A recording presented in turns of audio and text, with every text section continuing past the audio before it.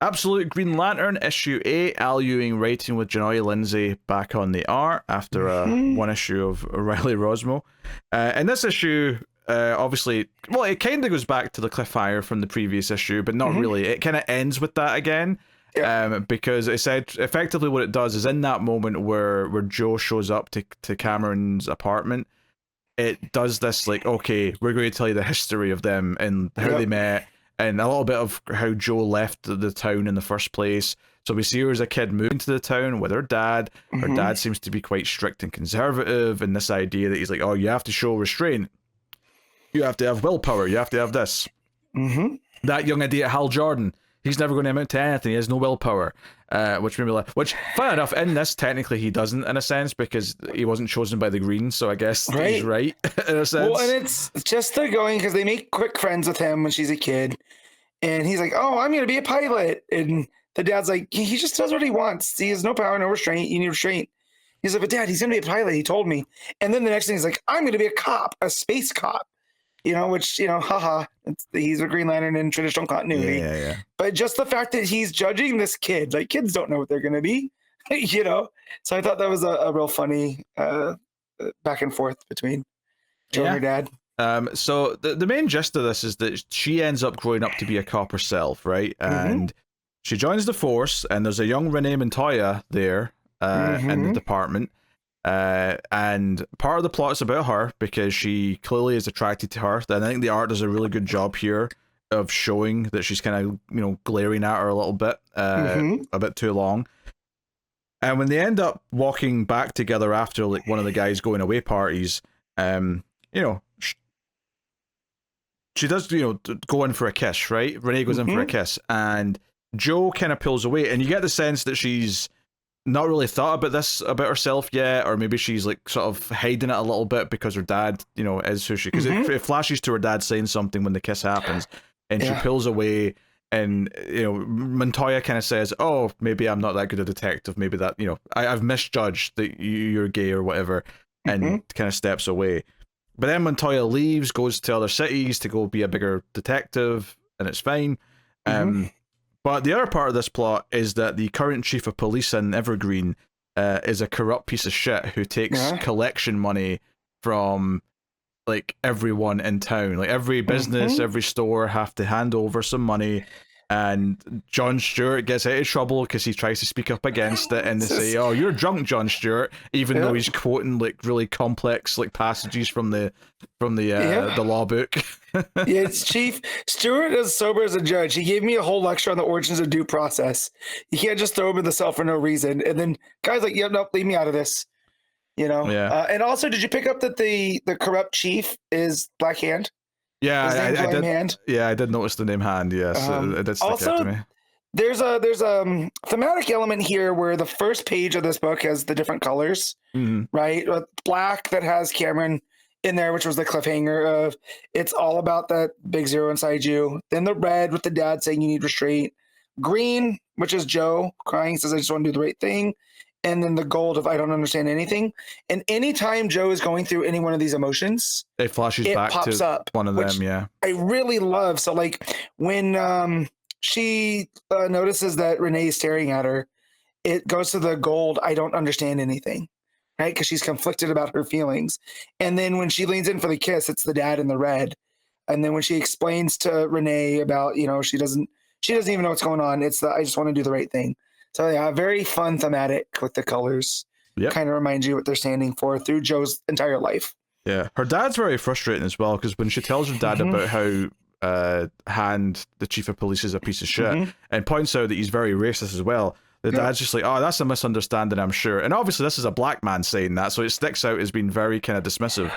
Yeah. But ultimately, she wants to get away. This town's beating her down because of all the corruption. So she goes to, I think it was Coast City she goes to? Yeah, goes to Coast City. And she's in her club for the first time, and she meets Cameron Chase, or Cam as she goes by, and ends up going back to her place. They spend the night together. There's some flirting and whatnot.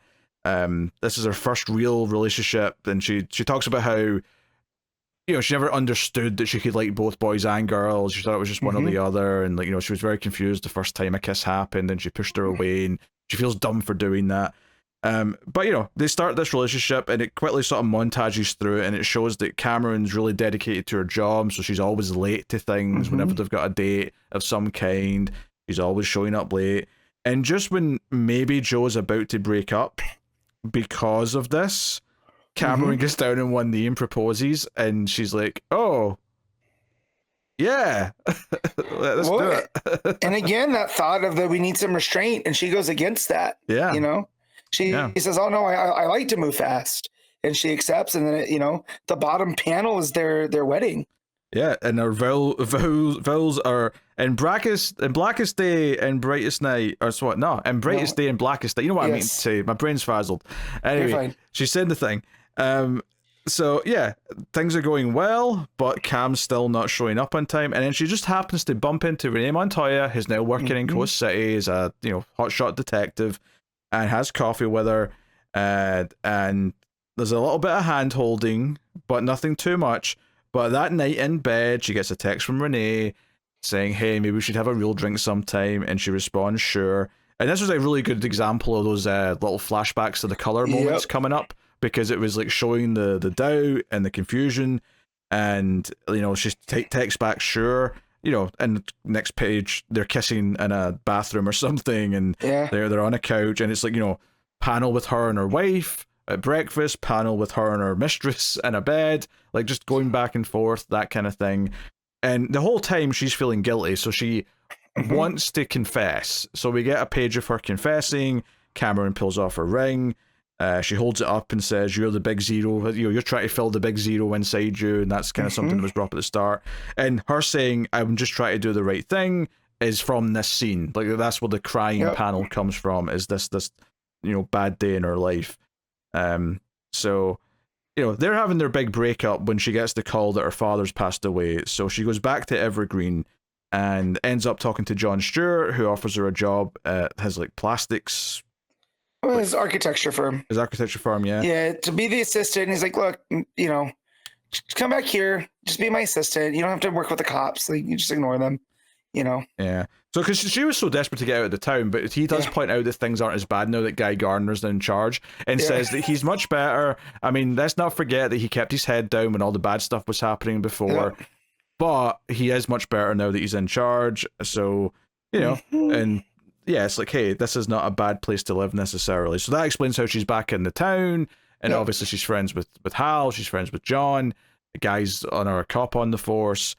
So it sets all this stuff up, it gives us all this backstory, and then the final page is back to that page from the couple issues ago where she's at the door and saying, like, I don't know where else to go, can we talk? And she's like, "You're glowing green," just like stuff that happened in Evergreen, which she knows about because she's part of the DEO, of course. Right. And after everything you show up, what am I supposed to say? Come on in. So she's going to help. So I'm a little frustrated that I don't get to see what more of that conversation is going to be yet. Yeah, a little bit, but not because this issue wasn't great, because it was great. This was all good backstory that we needed to have. I feel like we know Joe a lot better now, and it's fleshed out Cameron as well a fair bit. Yeah, and I like that Joe is the bad guy in the relationship. Yeah. It is interesting that our main character is the one who did something wrong. Yeah, it makes it a little bit more complex, which is cool. Very, very flawed, but in that thing where it makes sense why she's the anomaly, right? It's because all these big moments of her life, she almost was like going against what that foundation is, because her and John's conversation when she ends up coming back to Evergreen is, I'm going to pull up the page real quick.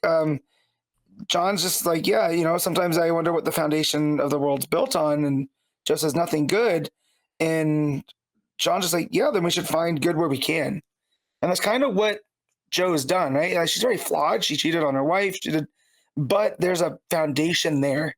And it's almost like her being able to go through these emotions through her life, right? It was almost preparing her to be the screen anomaly, for this moment. And almost like a thing of fate throughout her life. So, it shows up glowing green, and her ex is like, "Yep, gotta help," So that was real fun. Yeah.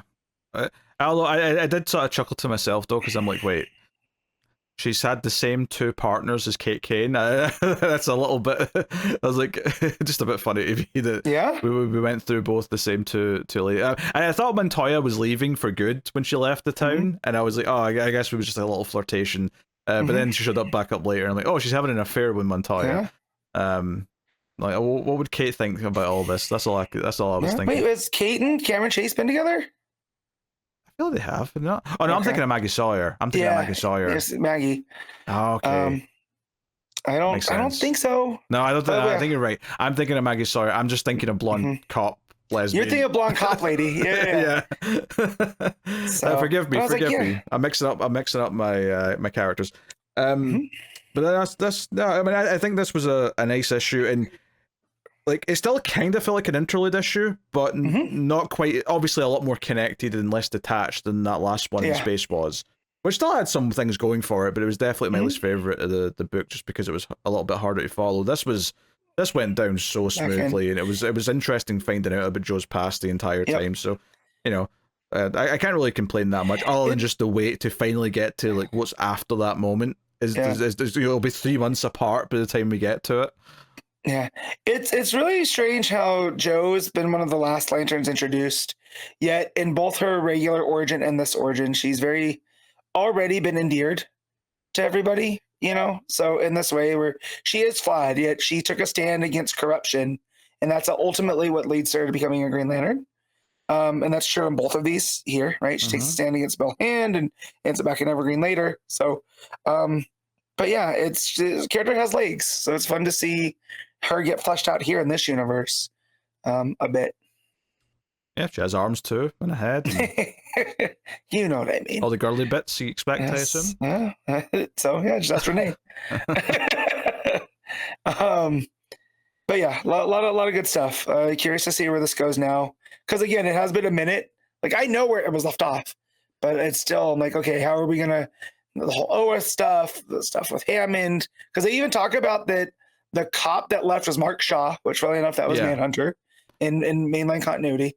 He went to go work for Hammond in one of those, whatever. So I wonder if he'll show back in. They'll be part of this whole entire probably thing. Called Manhunter, I assume, at some point. Something along those lines. So, but yeah, good. Really good stuff. The Absolute universe is a lot of fun. What do you give an Absolute Green Lantern? I'm going to give this an 8.5. I'm going to go an 8.